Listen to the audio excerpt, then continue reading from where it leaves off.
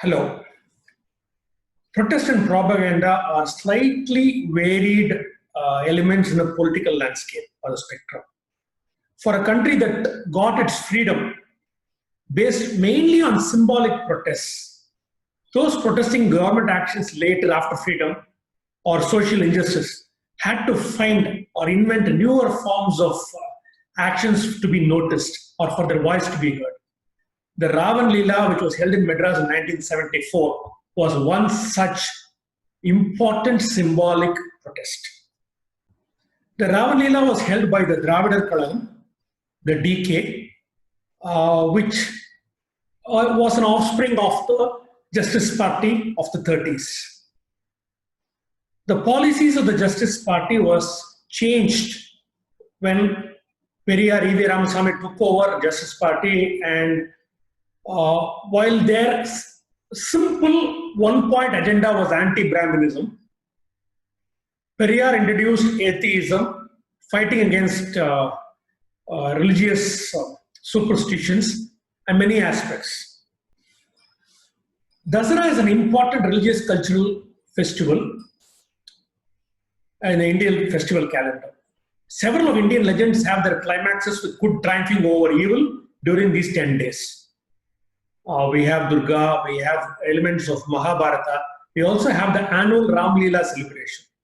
The annual Ram Leela celebration in Delhi is a manifestation of the climax of the most popular tale in India, the Ramayana. It became an integral part of the North Indian culture in the socio-political turmoil that followed the partition of the subcontinent into India and Pakistan.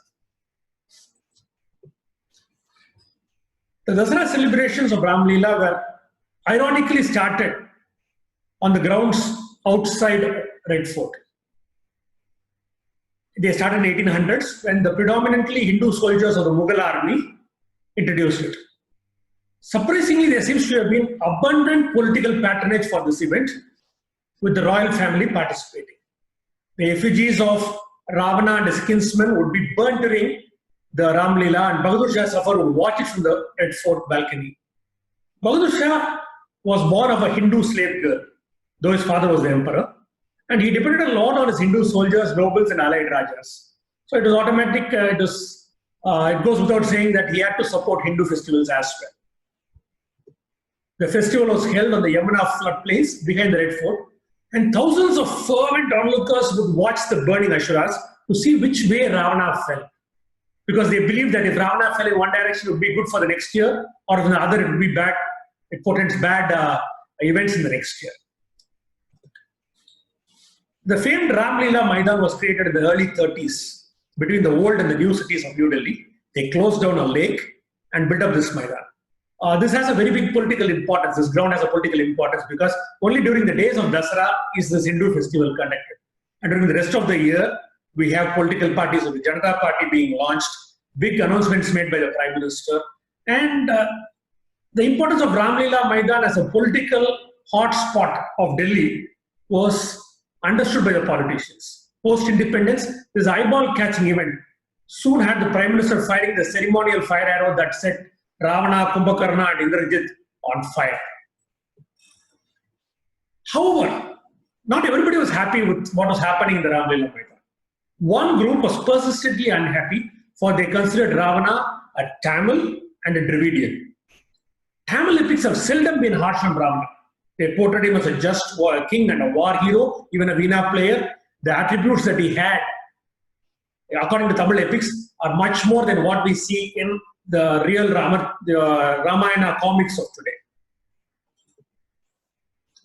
The anti-Brahmin Dravidar Kalagam, led by E.V. Ramasamy Nayaka, popularly called as Periyar, had since 1930s challenged the Hindu gods and took contest on behalf of the ten-headed Ashura king.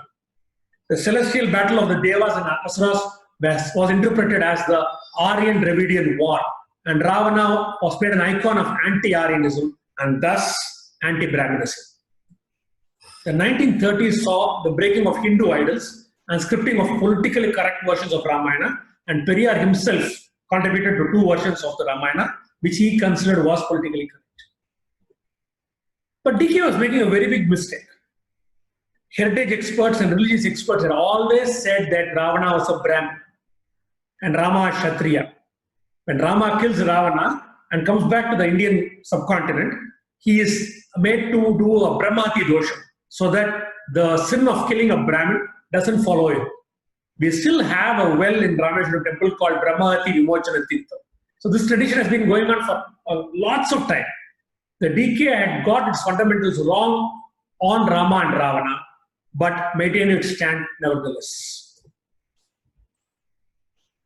It was in 1973 that an aged Periyar died. His DK was a political organization, and most of his followers had already left to form the political wings of the Dravidian movement, which had actually captured power in Tamil Nadu 7 or 8 years after the DMK captured power that Periyar died. And there was a talk that this movement would waste away, would shrivel away soon thereafter because there was no leadership. Ever since the Justice Party became DK in the 1940, Periyar had led it for 35 years or so. And there was no second rung of leaders to take over. Maniammai, the young wife of Periyar, was also his political head. She was the reason most of his lieutenants left him in late 40s. There was intense pressure on her to perform, to show that she was an apt leader. She had very big shoes to fill. Periyar had left behind a big legacy, and to be a leader worthy of him, following him, was going to be difficult. Maniammai took a cue from the last diary noting of Periyar, that a Ravan Leela should be celebrated in Madras in stark contrast to the Ram Leela of Delhi. So when the Prime Minister is burning the Ravana, Indrajit and Kumbhakarna effigies in Delhi, Periyar wanted his organization to burn equivalent statues of Sita, Lakshmana and Rama in Madras. Maniammai knew this was a propaganda fetching event. She sent a telegram to Indira Gandhi that the Prime Minister's participation in the Delhi Ram Leela was against all canons of secularism, that she should desist from this dastardly act, as she called it. And finally, she finished this telegram. She sent a telegram. She didn't send a letter. She sent a telegram, and which she finished it up with, "Otherwise, we Dravidians would be burning the effigies of Rama and you." The telegraph department refused to send the telegram to Delhi because it constituted as a threat to the Prime Minister. So the word "you" was removed before the telegram was sent. Surprisingly, Indira replied. She didn't take it lightly. She replied.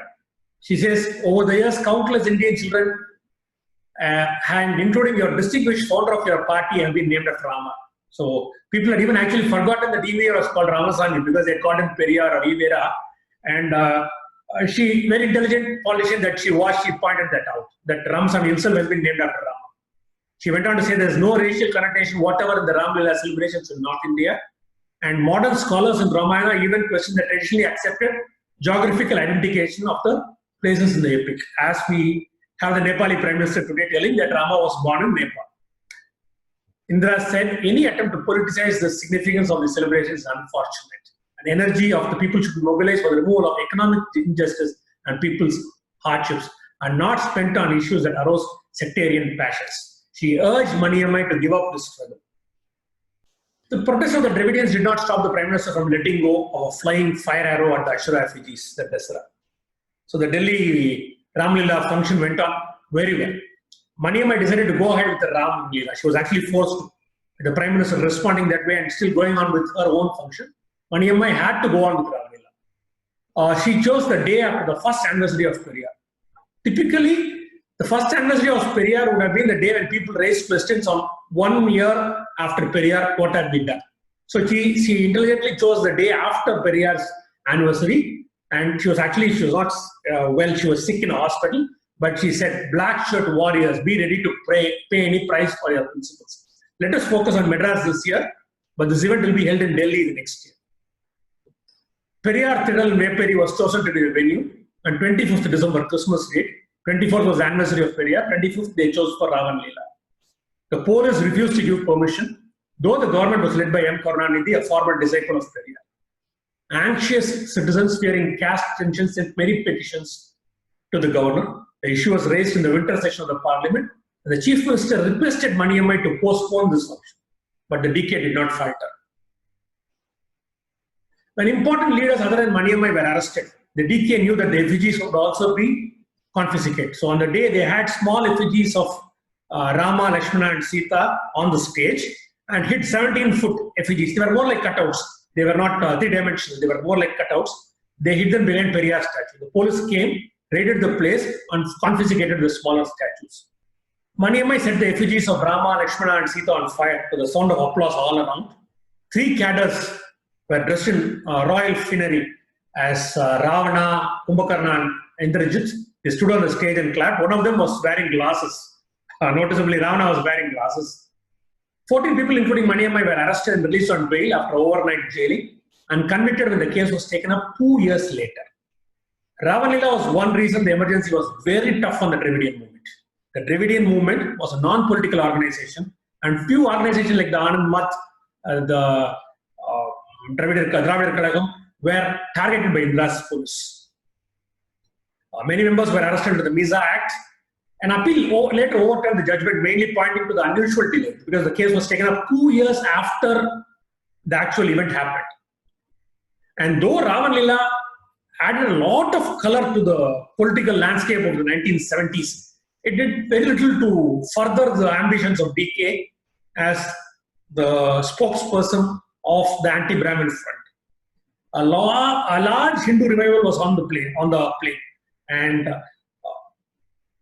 the persons who were doing this were invariably connected to Periyar as his former disciples. They started going to temples, religious events started being attended by politicians, and this diluted the Dravidian movement to a great level. But Ravanlila, as it is, should be remembered as an event that happened in 1970s as an attempt to revive the Dravidian politics post-Periyar.